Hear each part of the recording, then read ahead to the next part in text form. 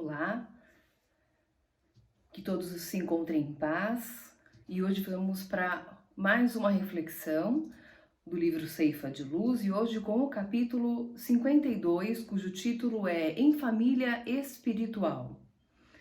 O livro nesse texto começa com uma frase do Evangelho de Mateus, capítulo 7, versículo 3, que diz: Porque vês o argueiro no olho do teu irmão, sem notar a trave que está no teu próprio.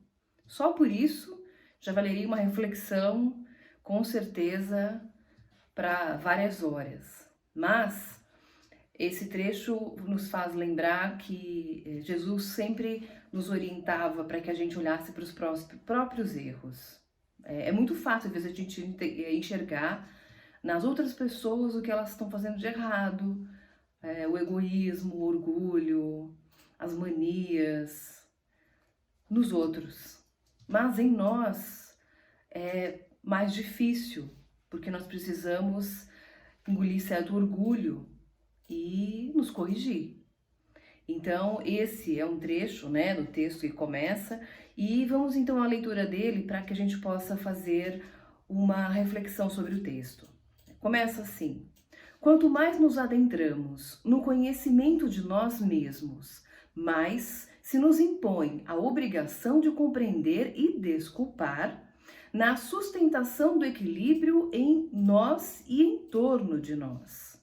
Daí a necessidade da convivência em que nos espelhamos uns nos outros, não para criticar-nos, mas para entender-nos através de bendita reciprocidade, nos vários cursos de tolerância em que a vida nos situa no clima da evolução terrestre.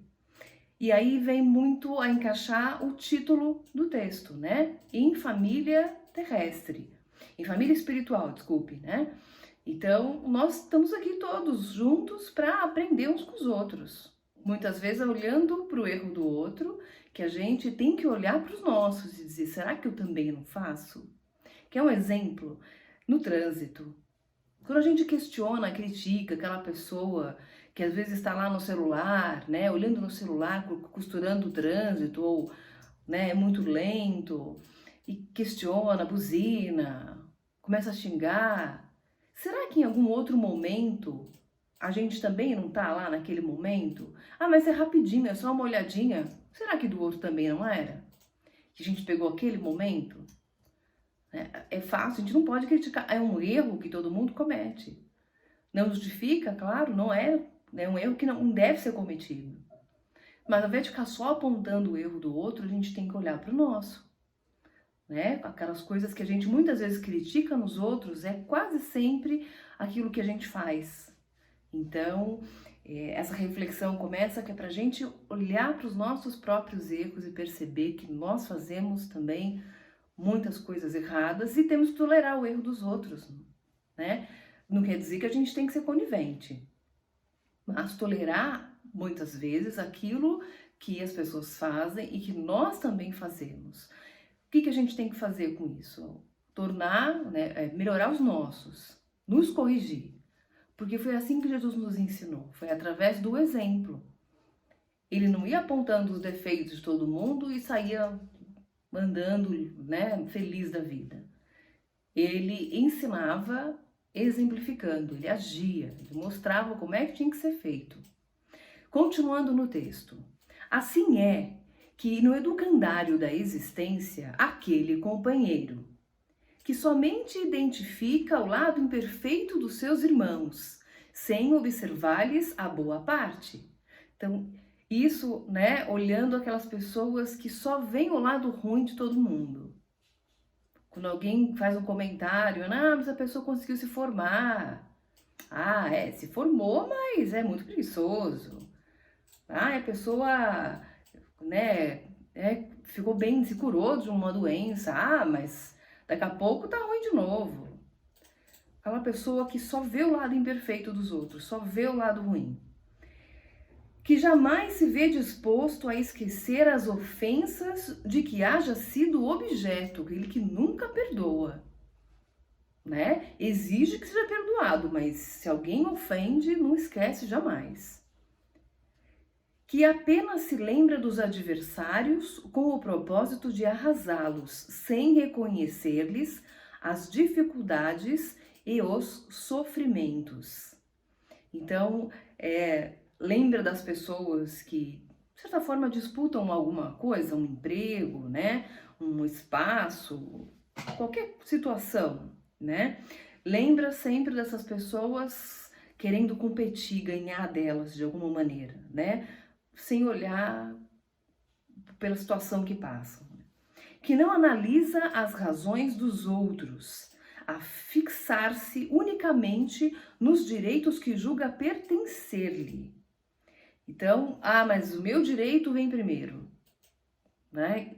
A gente sabe que a nossa liberdade termina quando começa a liberdade do outro. Tem que ter um equilíbrio. Mas tem pessoas que, infelizmente, só veem os seus direitos, nunca veem os seus deveres, né? Que não se enxerga passível de censura ou de advertência em momento algum. Aquelas pessoas que se acham acima de qualquer verdade, de qualquer coisa, né? Nunca ninguém poderia criticá-la ou questioná-la de forma nenhuma. Que se considera invulnerável nas opiniões que emita ou conduta que expose. Aquelas pessoas que realmente se acham acima da lei. Nós vemos isso na mídia, né, com frequência, pessoas que têm um certo cargo público ou político e acham que estão acima de qualquer lei. E que está acima até de um vírus, né? Que, mas não me pega, porque eu sou isso, eu sou aquilo, né? Que pena. Que não reconhece as próprias falhas e vigia incessantemente as faltas alheias. Então, aquela pessoa está sempre de olho, né? No que todo mundo está fazendo, né? Que todo mundo vê. Critica, questiona, posta, compartilha os erros dos outros, mas nunca olha para os próprios defeitos. Que não dispõe a pronunciar uma só frase de consolação e esperança em favor dos caídos na penúria moral. Aquelas pessoas também que acham que, coitado, tá na miséria. Deve ter feito alguma coisa de errado, né? Com certeza tá aí porque é justiça. E infelizmente, às vezes, até mesmo no meio religioso, tem muita gente que acha, se tá aí é porque a vontade de Deus é assim. Deixa aí, Deus é que sabe. E não é por aí, né? E que se utiliza da verdade exclusivamente para ameaçar ou ferir. Então, aquelas pessoas que usam na verdade para justificar, para dizer para a pessoa que ela está errada, por isso e por aquilo. Ela até tem razão, mas com o intuito, não com o intuito de criticar para ajudar, mas com o intuito de ferir. A pessoa fala aquilo, sabe que a pessoa está se sentindo humilhada e ela faz com prazer. Será talvez de todos nós aquele que mais exija entendimento e ternura, de vez que, desajustado na intolerância, se mostra sempre desvalido de paz e necessitado de amor. Então, Emmanuel nos trouxe vários exemplos, né, de atitudes, mostrando que as pessoas que agem dessa maneira, sempre contrário, sempre aquela que olha muito para o defeito do outro, que olha muito, que usa a verdade, até mesmo a sua sabedoria, sua posição social, a sua profissão, para humilhar, para se colocar acima do outro, não está conseguindo ver a trave enorme que tem no próprio olho.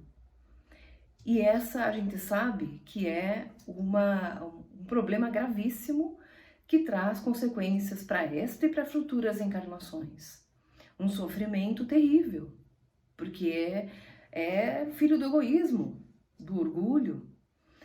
E a gente sabe que como é que Deus ensina através do amor por diversas vezes, mas como a gente não aprende por amor, a gente vai aprender pela dor.